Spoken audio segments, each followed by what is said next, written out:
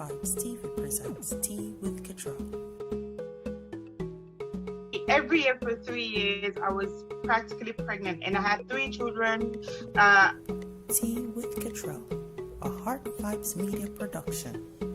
The church should be a place where people feel safe, where people can come to and feel the love, be a part of a family, a community. Meets Katriel, a wife, mother, entrepreneur, Christian, and music artist. Join Katriel on her new show, Tea with Katriel. Everyone, welcome to the show, Tea with Katriel. Hey, I'm your host, Katriel. Today, I have a very exclusive show today. This interview is going to be with a friend, Mr. Jesse, who was the manager of Pastor BelovedJohn, who was also a friend of mine, and he died in an accident. And well, I'm not going to give you too much detail.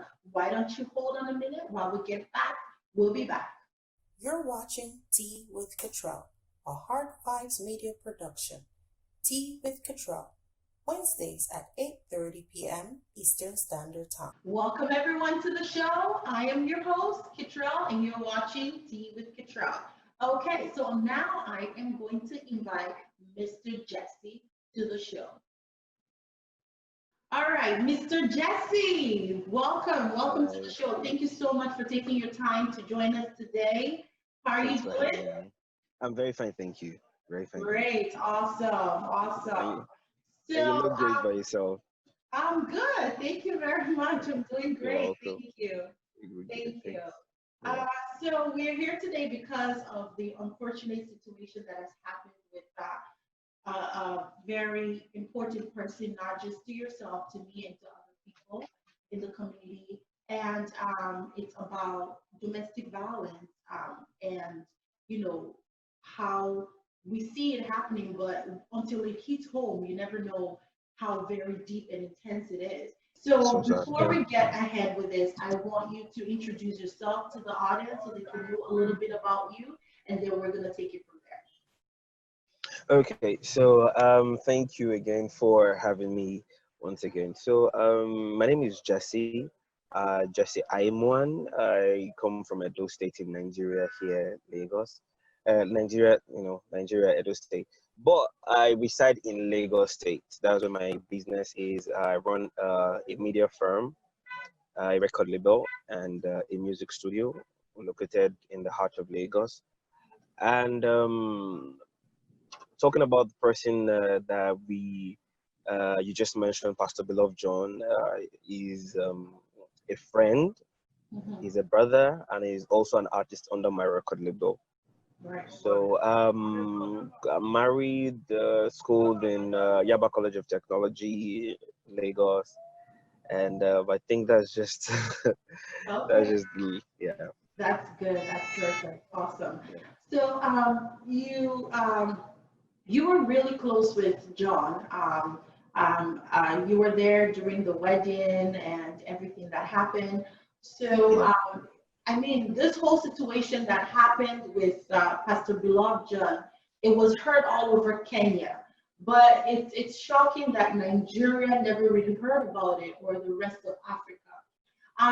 What do you think? Do you want to tell us a little bit about what you know about this couple, BelovedJohn and Ruth Matete? Okay, thanks for that question. So I came in contact with BelovedJohn, that's about 8 years ago. That was when he just wanted to go to South Africa for his musical career and the likes. So that was when we connected, and ever since we've just been close friends and associates. Not until when he returned back in 2000 and I can't remember, like 3 years ago, basically, he returned back home.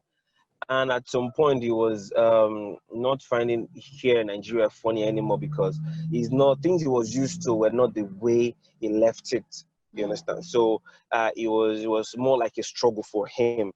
So he decided to go, broaden his horizons by getting an invite to Kenya, which I encouraged him to do that. On getting there, he was just supposed to go for a tour for about just a month. And before I knew it, I kept calling like, "What's up? What's up? When are you getting back?" And he kept telling me he went to the embassy to further extend his visa. And I was like, okay, that was not the plan. The plan was just for you to go there on tour, then get back in Nigeria because we had so many projects on ground. And one of the projects was even the song right now that is trending after his death, which is the Wewe Nibuana. And I think he actually wrote that song in his local dialect first before, when he got to Kenya, just to appeal to the audience there, he decided to do the song in their own language. So Beloved John is a very, very funny, intellectually sound person. Beloved John is a calm person, is God's gift. I can tell you this. He's not a saint, like I always tell everybody. He's not a saint, but he's a good man. Wow. He's a good man. So the journey started for me when I knew Ruth Matete was after about 6 months while I was there, and he told me about this lady over there who is a Kenyan gospel, inspirational person over there. And I was like, oh, that's nice. So, and over time, myself and Ruth were not really, we didn't really talk much, but because of John, anytime he's around, he always like, oh, would you mind saying hello to Ruth? And I was like, oh, hi, how are you? And the rest, I mean, they were just friends, so I was cool with everything. Mine was just for him to stay focused on the goal. Is not to stay over there or overstay your welcome. It's just for you to do whatever you need to do, then come back here and let us restart whatever we need to do. We're talking like, okay, what's the development? He told me, he's going to be working with some people over there. His songs, he's going to be doing some of them, of which I released the rights to, for him to do that, and he did. And he was doing so well. Not until after like 2 years, he was now telling me, Ruth Matete this, Ruth Matete that. And I was like, dude, you are swaying off the path God has chosen for us. So let's stay focused. So it was more like, the more I told him that, the more he sort of put me at arm's length. Like he didn't want to talk about it anymore with me because I just wasn't giving him the vibe he hoped he would get. So after that, a few friends and family members tried reaching out to him, like, oh, John, we heard, your involvement with this girl. Okay, do you know about this girl? Do you know the history she had? And last relationship will crash because she was physically abusive in the relationship. And a whole lot. Her father at some point threw her out of the house because she was just that stubborn. She was Pause, hold on. So you just mentioned something, because when we read the comments on John's fan pages, and you see people are saying, they were happy and all of that stuff. So you just mentioned that before they got into an intimate relationship, he had a history of being physically abusive to another partner. So basically, this shows us that there was some sort of domestic violence going on in the relationship, right? Yes. So I want you to touch on this. I want you to tell us, during the time of the relationship when they were dating, was there any kind of like altercations between them, or? Several. I got tons of Kenyan friends who are related to both of them. They've always mentioned how Ruth Matete at some point, because John was homeless, because at some point over there in Kenya, he didn't really have a place to stay. So he'll put up with Ruth. And at every slightest provocations or argument, Ruth will always throw him out of the house. I have people that can like attest to this. John will have to call some of Nigerian friends and Kenyan people over there, and they'll come pick him up in the middle of the night. And when he stays over and he's trying to heal up, she'll come up, come into his life again. I'm like, oh, she's so sorry, baby, and all that. And he was always telling me, so I was like, you've always had issues with Ruth, so why are you settling down with Ruth? When he told me he wanted to settle down with Ruth, I said, don't you think it's not a good idea? First, you told me yourself that she's always acting beastly. She's always quick to anger. I said, if you don't resolve issues like that, don't you think it would multiply when you both are married? Right. And the next thing he told me was, I don't understand, my blood too they hot in Nigeria. It means like I'm impatient with this person, Ruth. So I'm like, I don't mean to judge, but I'm just stating the obvious here that if you're complaining about this, why don't you just separate away from that person? Must you really get involved? You can actually get involved professionally, not emotionally. And that was where I saw it from. But Beloved John is just a strong-willed person. He doesn't like to listen to anybody, especially when it comes to something that he strongly believes in, which it's a great plus for him, but which also led to his death. Because I wasn't the only person trying to do that. Anybody that comes up to try and tell, oh, John, I think you should be careful about this lady, he just cuts all communication with with those people. Being his friends and family, he will delete you off his social media, off his phone. He will block you everywhere. That is how he is, because he didn't want to offend Ruth at some point, and I understand. So she was manipulative of the relationship. She was very, very, very manipulative. Okay, is either you do what I want or get out. Wow, but that's how you know the sign of a victim, though. Victims of domestic violence, they have some kind of entanglement with their abusers or perpetrators or whatever. So regardless of how much they want to be separated, they're attached. It's like a dangerous kind of love, right? Yes, and, because of that, they tend to cut off people. People that are supposed around there, people that could see. Yes.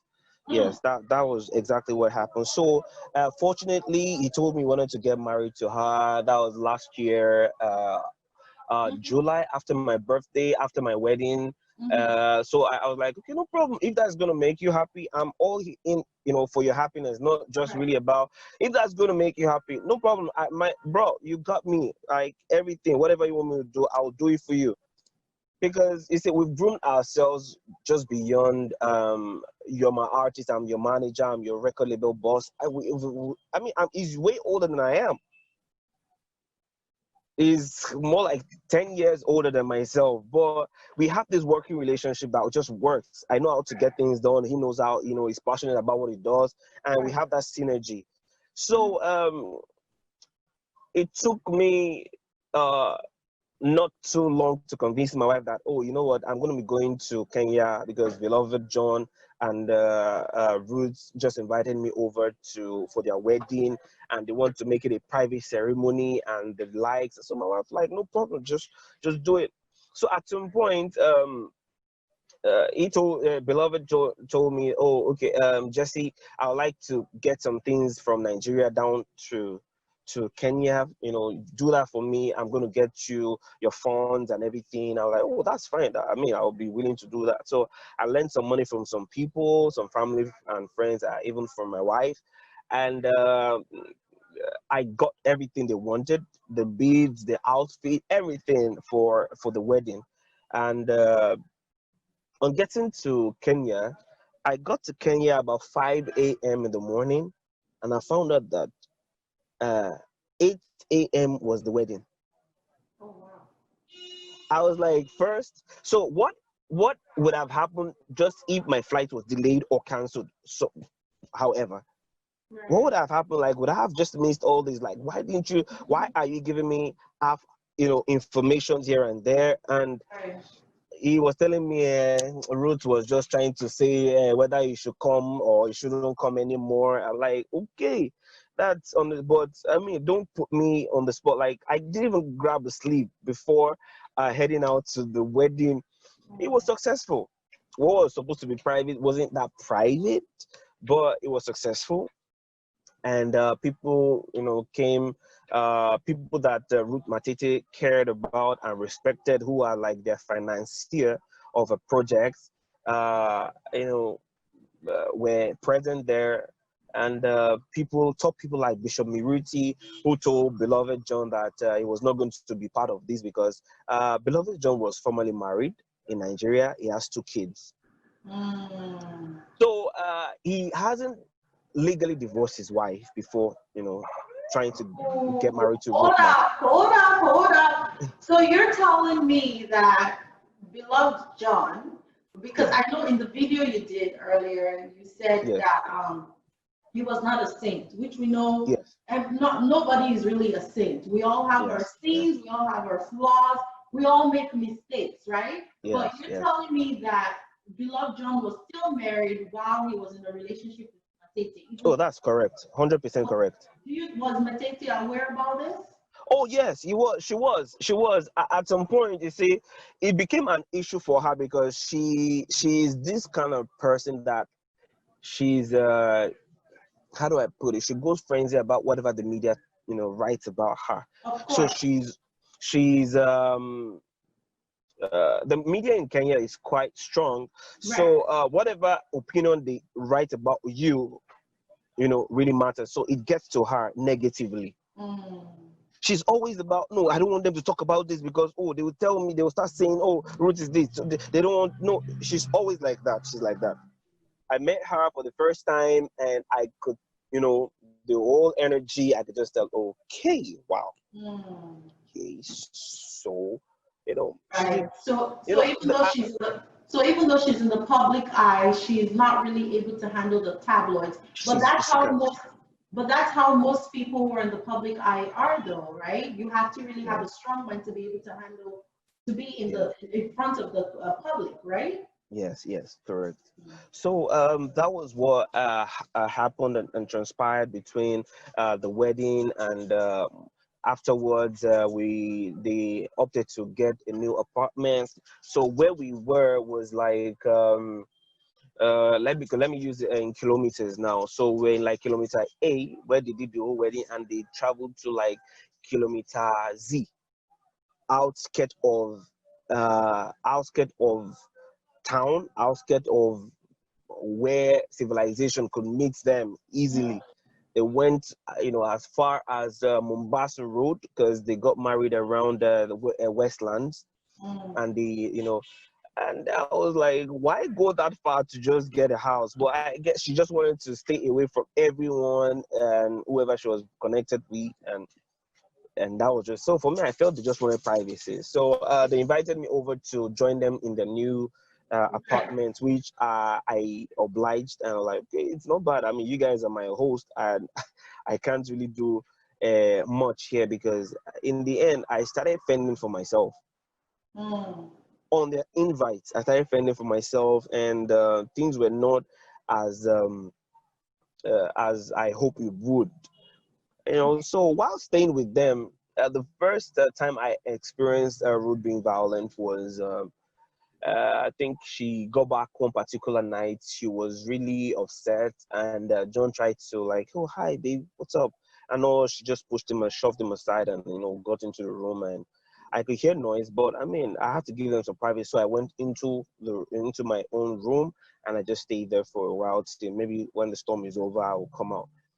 And they were at it, and raising their voice on each other. And in the end, I could, when they got back, when they got outside, I could hear John trying to tell her that, you're bigger than this. Don't let whatever people say to you, move you. And I can remember what they were even fighting for, really. So a friend of Ruth Matete came in and said, at our office, and said that a lot of people are saying that Ruth Matete married John out of pity. And she was like, why would people say that? And she didn't question or fight whoever said it. She came home to come and fight John and say people are saying that I married you out of pity. Oh, wow. So eventually I found out that Ruth didn't really want to get married to John. Oh, whoa. Yes. She didn't want to get married to John. I feel John was the initiator of, oh, let's get married so that this thing can be serious, so that we can be seen as serious couple. So all those PDA, public display of affection here and there, were all fake. Was all a facade. Yes, it was, because you kiss outside of the media, you hug yourself, but you're inside, you're killing each other. The fight up like. But the thing now is, though, why get married to a guy if you're not interested, or rather, why get married to a girl if you're not happy? Okay, right? so like I told you, BelovedJohn is not a saint. So Ruth is a very popular personality in Kenya. BelovedJohn is a Nigerian who is actually intelligent and brilliant, and he has ideas that could actually help Ruth Matite's career. Because Ruth actually confessed this to me. That was one of those days while we were having lunch, and she mentioned, John met me at the time when I thought it was over for me. Oh, John met me at my lowest point. I thought she came out of the rehab before the wedding. She came out of rehab before the wedding. You can verify this. You can verify it. She came out of rehab. After she came out of rehab, they did the wedding ceremony. So I strongly believe that the healing process has not completed the cycle yet before going in there. So, and triggers of what people say, what people are saying, gets to her easily. So, and it's emotionally, drained her, and she doesn't really know how to control all this. So while I was there another night, they had this rumble again, and I just felt, maybe they were just arguing, or maybe they were just doing what couples love to do, sometimes in their privacy. And I was even on the phone with my wife, and I was like, babe, I think these guys are, either making love or just having fun. But after a while, I could hear, smashing of things, thudding on the walls. And I was like, you know what, babe, I'm going to call you back, because I don't think this is what I thought it was anymore. So before I, could get to the room, Ruth Matite ran out, went to the kitchen, brought out a knife. So immediately John, chased after her. She took the knife, she stabbed him. Next week on Tea with Katriel. Like John was bleeding profusely every Wednesdays at 8:30 p.m. Eastern. Stay tuned and enjoy this beautiful song from late Pastor BelovedJohn. Thank you, Jesus.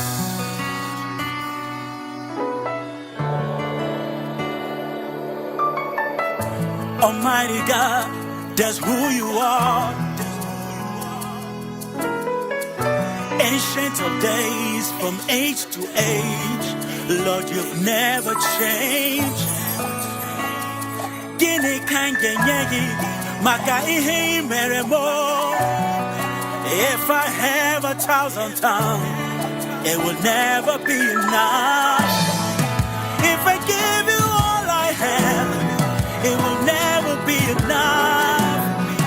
If I climb the highest mountain, it will never be enough. Narekele, narotuto, chimo. You are worthy of my praise. Chukwuanile, Chukwuanile. Aina Chagima.